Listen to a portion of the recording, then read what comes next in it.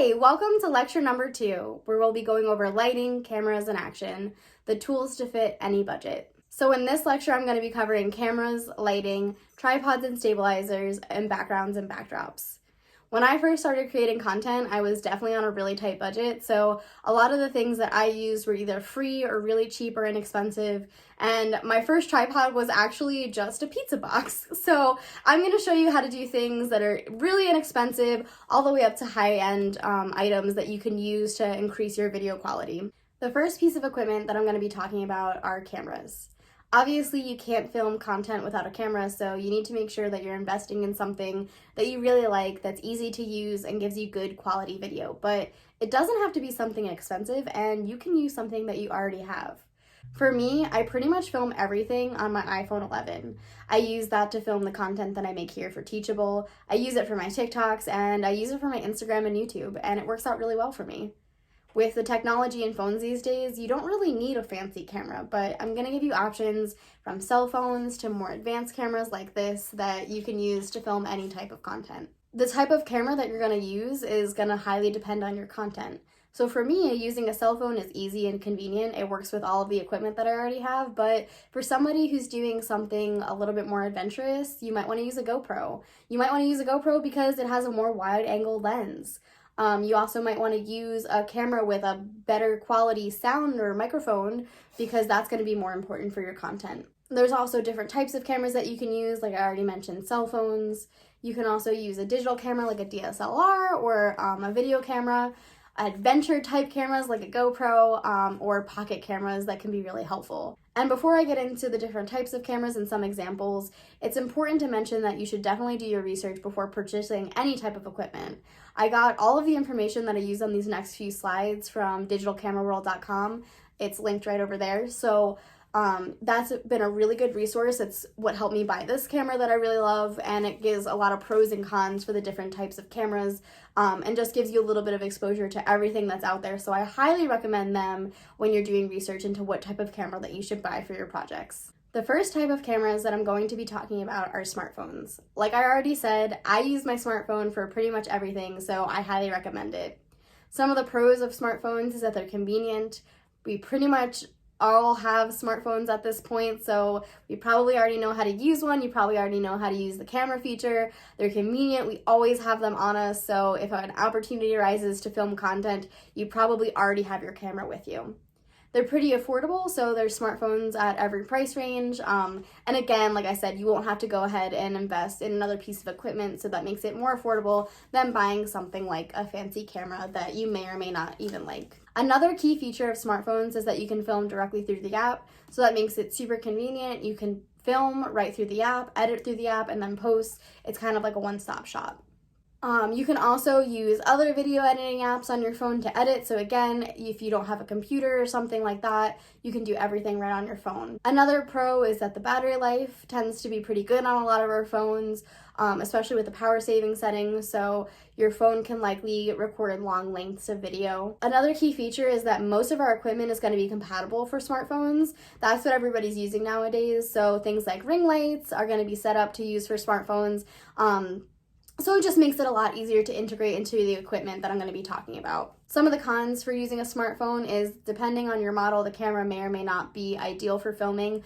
There are some types of phones that just do not have quality cameras. So if you do have a phone when the quality isn't super clear, I would recommend either upgrading your phone or getting an external or an extra camera or something like that to film with. Something else to think about if you're using your phone to film on is the storage. If you have something like an iPhone, you can't really add in external storage, so you're limited to what you already have on your phone.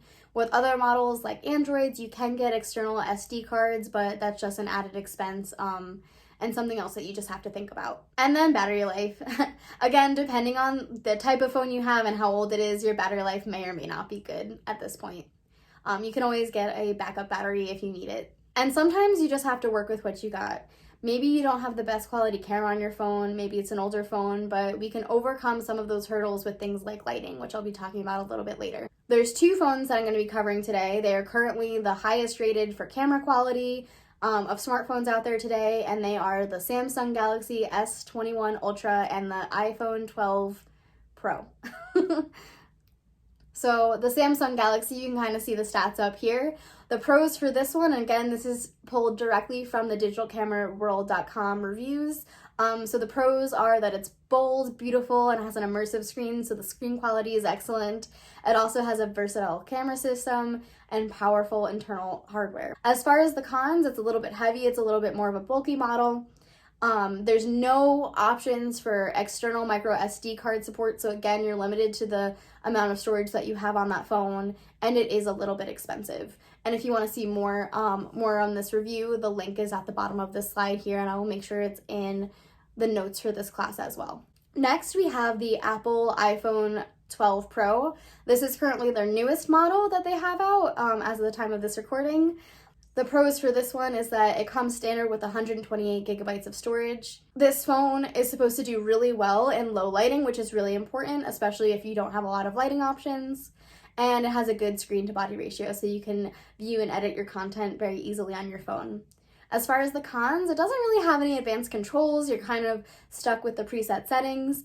And it's also expensive. Both of these phones run about a little over $1,000. So it's just something to think about when you're looking into smartphones as an option.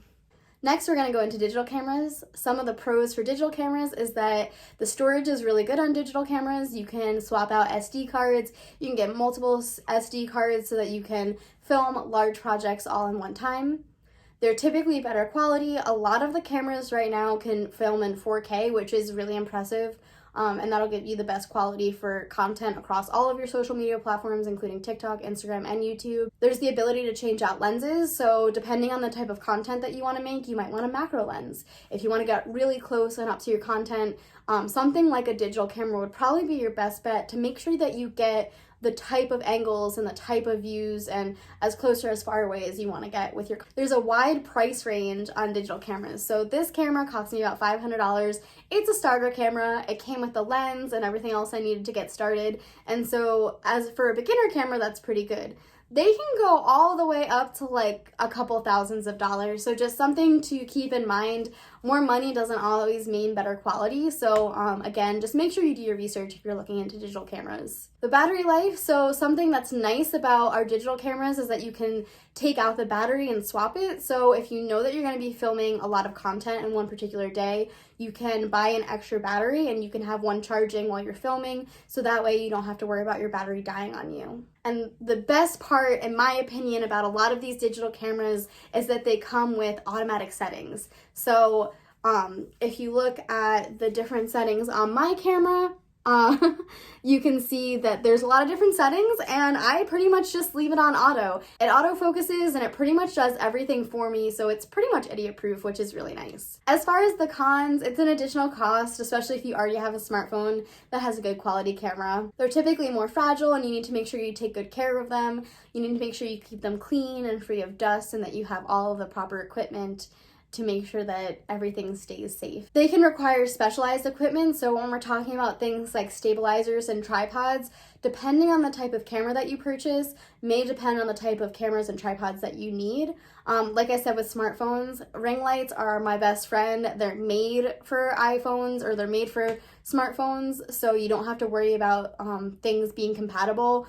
If you do end up going the digital camera route, just make sure that you know how it hooks up to things so that you can make sure you get the right equipment to go with it. And then finally, you might need some training on how to use the advanced features. Like I said, I just set mine on auto, so I don't really know how to use a lot of the features on my camera, but you can always get training if that's something that you're interested in, or just, YouTube videos to figure out how to use all of the settings to maximize your camera's abilities. These next two cameras that I'm going to cover are currently the top rated for video quality, and they are the Panasonic Lumix GHS II and the Sony ZV-1. So starting with the Panasonic Lumix, this is a really nice digital camera that shoots in 4K video up to 60 frames per second. So the more frames per second you have, the more clean and less choppy your video is going to look. Some of the pros for this camera is that it has image stabilization, which is really nice if you plan on moving around a lot while you're filming, and also that it includes lots of video enhancements right on the camera. One of the cons for this one is that it's a little bit expensive. But this is a really good quality camera, and this is the #1 recommended camera for vlogging and filming right now. Next, we have our Sony ZV-1, and the biggest difference between this camera and the last one is that you can see that this camera has a screen on the front of it, or a screen that you can flip around. This is really nice if you're planning on filming video in which you want to see yourself while you're talking. Some of the pros for this camera is that it has a very angle rear screen. It also has a clip-on windshield and ultra-fast processing. Some of the cons is that the minimum focus distance changes with the zoom, meaning that the more you zoom, the less it's able to focus, so it's not as good for those really macro type shots. It also has poor stabilization, so this would be a less ideal camera than the last one if you're planning on moving around a lot with your cameras. And then it has a 3:2 screen. What that means is that the screen ratio is 3:2, so 3 by 2 inches, rather than a 9 by 16. A 9 by 16 is the standard for things like TikTok, and it's the standard iPhone screen size. So if you are using this to film content for TikTok, you'll have to crop it. Next, we're going to move on to pocket and adventure cameras. I kind of coined the term pocket or adventure cameras for things like GoPro, because I didn't know what else to call them. So some of the pros for these are that they're convenient, they're pocket size, so you can take them pretty much anywhere. They're affordable, they tend to be a little bit more inexpensive than our digital cameras. They're sturdy and durable, so you can use these for a wide variety of things. A lot of them also tend to be waterproof, again, like our GoPros, and the battery life tends to be excellent on these cameras. Some of the cons for these cameras is that the video quality tends to be poor resolution, and you might require specialized equipment to use these cameras. So starting with the DJI Pocket 2, this is a small pocket-sized camera that can film in 4K video up to 50 frames per second. As far as the pros, it's currently the best in class for pocket stabilization. It's also perfect for vloggers. It's really easy to use and user-friendly, and you can get a real nice crisp video out of this camera. As far as cons, this camera has poor noise handling, meaning that it's not very good at picking up external noise, so if that's something that's important to you, you might need to invest in something like an external microphone. It also struggles with highlights, meaning that the bright spots in the picture, it struggles to pick those up well, and it also gets hot when it's filming in 4K. The next camera that I'm going to be talking about is the GoPro Hero 9 Black. This camera is really nice because you can screenshot or grab pictures later on from the video if you want to, and they're 14.7 megapixels, which is pretty big. Some of the pros are that it has a front display, so again, you can use it for things like vlogging or recording yourself, and you can kind of watch yourself in the camera while you're recording, and it also has a really nice back display. This camera has excellent image stabilization, so it's really nice for if you're going to be moving around a lot, and again, these are waterproof too, so you can use them for more of the adventure type of content, which is really good. This camera can also connect directly to your phone, which is really nice if you use your phone to edit videos, so you can connect it right to your camera and import images that way, and you can also use it to stream. As far as the major cons, it's a little bit larger than the other camera that I was just talking about, and some of the older GoPro models, and the touchscreen tends to lag. So now that we've talked about cameras, we're going to go ahead and move into lighting.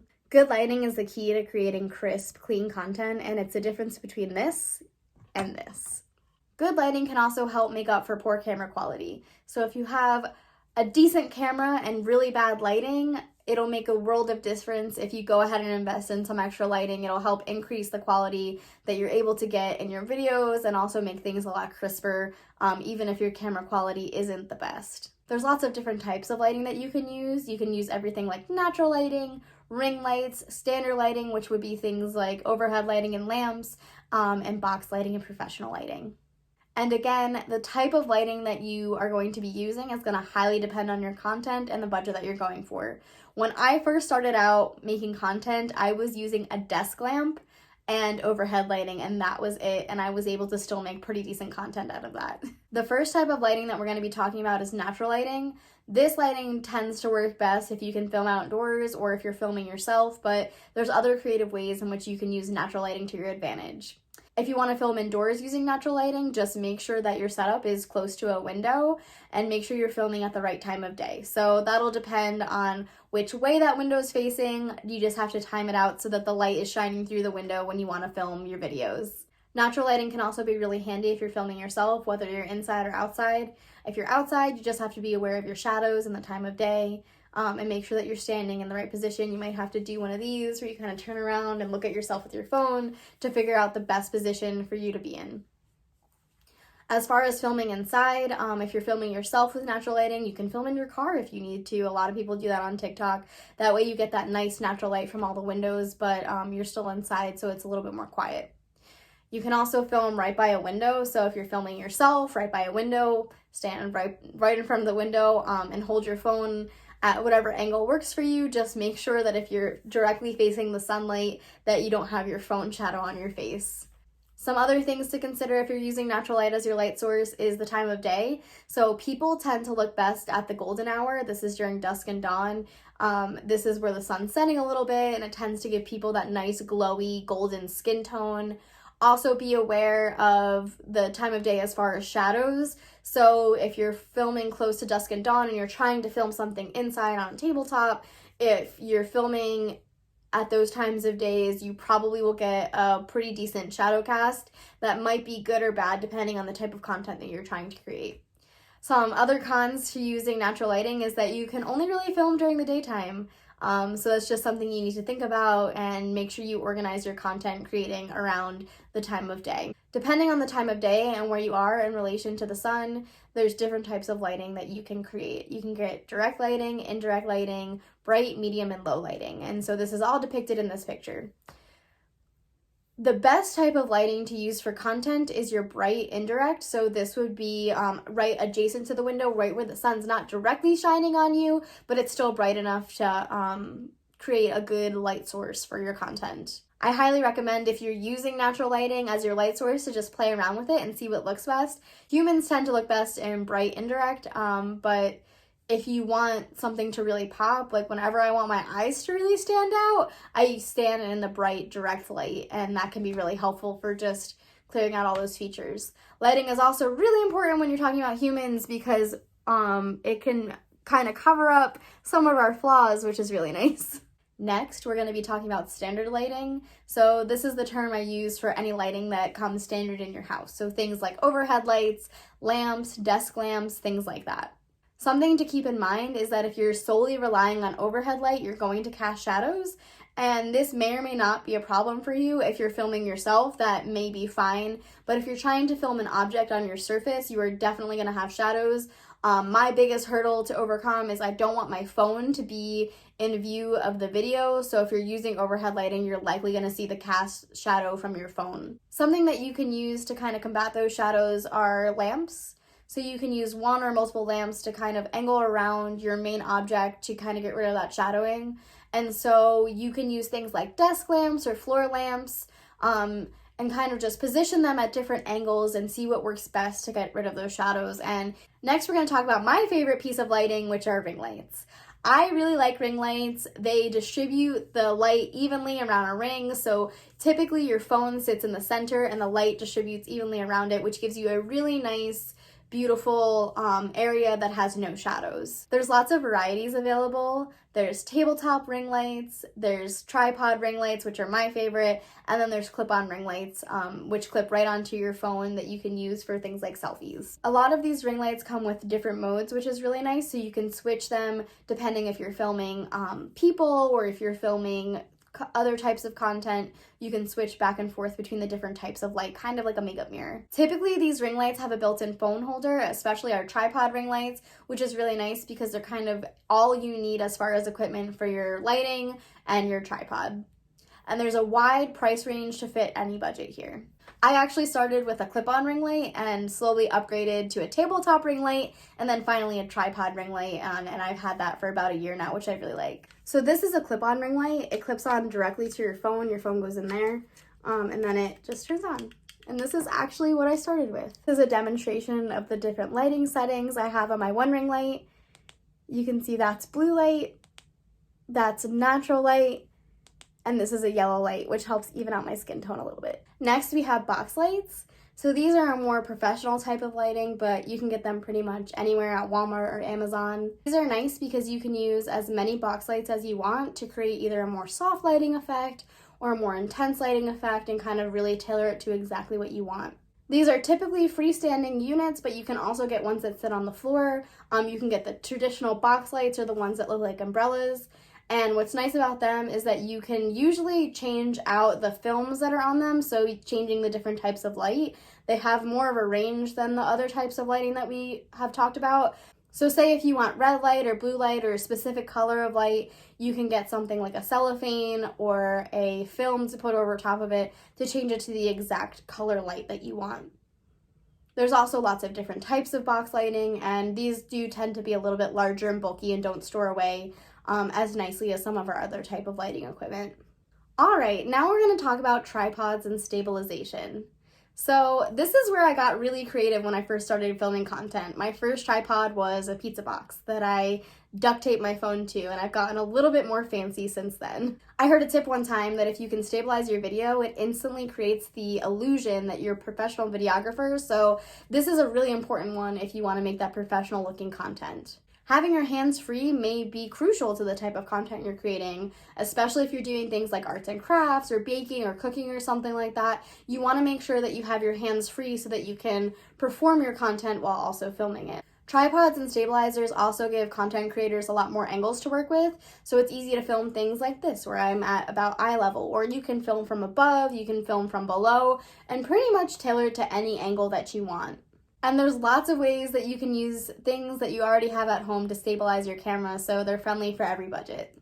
So let's start with our DIY tripods and stands. You can use objects to stabilize, so you can kind of sandwich your camera or your phone in between two heavier objects to get it stabilized exactly where you want it. You can use things like shelving to stabilize and hold your camera. So when I was setting up my craft room, I purposely hung shelves at different levels, and normally they're covered with paint, but sometimes I use them to hold my camera so I can get the angle that I want, and I just make sure to secure it with tape. All right, now we're gonna move into tripods. So there's many different varieties of tripods available, just like there were our ring lights. You can have tabletop tripods, freestanding tripods, mountable tripods, and flexible tripods. The biggest consideration to keep in mind when you're choosing a tripod is to make sure that it's compatible with the equipment that you're working with. This is a mountable tripod. This is what I use for my iPad. So the iPad goes in here. This is flexible. This could also hold a phone too. And then this part gets clamped onto a countertop or a desktop, and you tighten this or loosen it until it's really tight. And then this part is flexible, so you can get whatever angle you want. This is a flexible tripod. This is what I use for my camera. The camera screws on right here, and then this can bend every which way, so I typically use it to wrap around a chair, honestly. So I'll wrap it around a chair like this.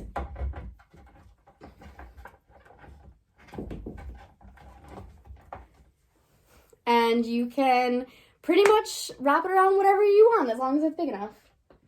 We're going to touch on ring lights again. So ring lights are really nice because most of them come with phone mounts. Depending on the model you have, they might have phone mounts in different places, so you have a wide variety of different angles to choose from when you're using your ring light. Most of ring lights are compatible for phones, but you can also get ones that are compatible with other types of cameras and different types of equipment. Next, we're going to talk about stabilizers. So these are really nice if you plan on moving around a lot while you're creating your content. And there's a few different types that you can choose from, including wearable, mountable, and handheld stabilizers. And again, as with everything else, you just want to make sure that your stabilizer is compatible with your equipment. So the final piece of equipment that we're going to be talking about are backgrounds and backdrops. When I'm talking about backgrounds, I'm talking about large pieces of equipment like this green screen that I have here. And when I'm talking about backgrounds, I'm talking about more things that you put on a tabletop when you're filming content on a background or a surface. A clean background is important because it's very visually pleasing to the viewers, and it helps keep them focused on what you're trying to convey rather than noticing all the little things in the background that you might not notice because you're kind of blind to them. A lot of our backgrounds are inexpensive or free, and again, there's options for every budget. And something that I think is really fun is using a green screen for your videos. You can use this to create really fun content and kind of spice things up a little bit. And again, your background is going to highly depend on the type of content that you're creating. As far as free backgrounds, there's lots of options. You can stand in front of a blank wall. You can put up a piece of artwork to kind of show off your personality.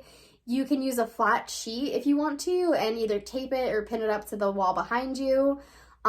You can use just your office or your studio, or you can use a natural background. So the tip to using these types of backgrounds is just to make sure that they're not too busy. You want to make sure that the background is not going to be overwhelming the foreground so that your viewers are paying attention to the content that you're creating, not something random that's going on in the background. If you can film somewhere where there's no movement in the background, that's always a plus. So let's look at these examples from my own video. And the first example there, I'm in my art studio. And so like I just said, you don't want a background that's too busy, but there's a bunch of pictures behind me. So there's always exceptions to the rules. If you're an artist or something, having your art hung up in the background is going to be visually pleasing to your viewers because that's probably why they're watching your videos, is for your art, and also it's going to make sense. It's going to put them into the right context. However, you do just want to make sure that, again, it's not overwhelming, and again, lighting is going to be your best friend for something like this, to light up the foreground, light up me in this example. You can still see the background very clearly, but it's not overwhelming to the entire picture going on. The next picture is from a video that I filmed outside. I angled my camera to get all of the snow in the background and the pretty trees rather than the house that was right next to me. The frame is pretty tight, so you can kind of angle it wherever you want, but for this video, it made more sense for me to be outside rather than inside, so I tried to make sure that I was filming in a quiet location with not a lot of background movement. And then finally, that last picture there is me in front of my closet door. It is literally the only place in my house that I have a wide enough shot where there's not a picture or something else going in the background. I wanted to make sure that the background was as innocuous as possible for this particular video, so I chose to film in an area where there was literally nothing besides those doors in the background, giving me a very nice clean slate. These are some more free backgrounds. This is more so for content that you're filming on a surface, so like something that you would be filming on a desktop. Something that you can use is just your desk or a clean countertop. You can also use clean flooring if, for whatever reason, whatever you're filming is too big to be filmed on a desktop. You can also, again, use flat sheets or a fitted sheet. You can do a fitted sheet around a desk if you want something nice and crisp in one singular color. You can also use a t-shirt or a sweatshirt. So say if you're filming, I don't know, you're unboxing a small tiny product and you don't have anything else to film on, you can just grab a plain t-shirt or even something where you can flip it inside out just to give you a solid color background. You can also film on a tablecloth. You just want to make sure that whatever pattern the tablecloth is, that it's not too overwhelming and it doesn't overshadow what you're trying to film. Again, solid colors typically work best for things like this. And you can also just use paper if you have it. So for the video examples here, in the first one, I am using a piece of paper for the background, and there's a piece of poster board as the backdrop, and you can see it gives me a really nice, crisp, white background. The second video, or the middle video, is my desk, and again, I did say make sure it's not too busy or messy, but this is the desk that I do all my art on. So again, it goes with my content, it kind of goes with my style, and it's not so messy that it's overwhelming to what's happening in my painting here. And then finally, this last picture here, it's a little hard to tell, but I filmed this one directly on my floor. This one actually I would recommend, if you have tiles, to just center it because it just looks a little bit more pleasing to the viewer. I wish I would have just shifted it over a little bit so that the lines were nice and even on the sides if they were going to be in the picture, but using something like a nice clean tile as a background is something that you can do too. As far as some other larger backdrops that you can use fabric. So this green screen that I have right here is just a really big piece of fabric that I got from the fabric store. You can use rolls of paper, so things like bulletin board paper that teachers use for their bulletin boards is a really inexpensive way to create a really nice backdrop. You can use curtains as a backdrop, so you can use the curtains that you already have in your house. If you're using curtains that you have at home already that are already hung up, you want to just make sure that you avoid being backlit. If you have a light source behind you, it will drown out all the features on your face and kind of make you look like you're in a witness protection program. So just make sure that you check your lighting before you use curtains that are hung in front of a window in your house. Otherwise, you can use just regular curtains, and I used to thumbtack them to my walls so I can get them easy up, easy down, and change them out to different colors or different styles. And that's a really inexpensive way to go. You can also use strip lights or long lights like in this picture here, and kind of create your own aesthetic and make it really pretty. And these particular lights are color changing, so you can kind of color change it to whatever type of content that you're making. Wallpaper is another really nice option. There's a lot of options now for wallpaper that are removable vinyl, so they come in large rolls that you can get on Amazon or Walmart or things like that. You can stick them on the wall behind you, or you can just get regular wallpaper and kind of tape it up. There's also a lot of professional options like vinyl and fabric backdrops. The one up here comes with this stand, and you can get lots of different types of backdrops that you can put on that stand so that you can switch them out. And those are really nice. They tend to be a lot sturdier, and there's a lot of options for that. For some smaller background ideas, you can use something like a poster or poster board. These are going to be really inexpensive, and usually you can get them right at the dollar store, and they come in a wide variety of colors. You can also use scrapbooking paper. Something that I've seen a lot that I love are these wood grain scrapbook papers. And you can get a pretty big pack for a decent price, so you can kind of switch them out, change it up, get lots of different of that natural wood grain backgrounds. Some people even use them to look like tiny flooring, which I think is really cool. And there's a lot of options there. You can use wallpaper and wrapping paper. There's a lot of options out there. Again, a really inexpensive way to get a really nice clean background. Just again, make sure that whatever option you're choosing isn't too busy so it's not overwhelming to the viewer. Something that I've seen a lot that I really like is using tiles as a background. So you can go to Home Depot or Lowe's or any hardwood store and just buy a single tile. They're usually not too expensive, and you can get some really nice marble tiles and use that as your background and make it look very high-end and classy, and it only costs you maybe $10.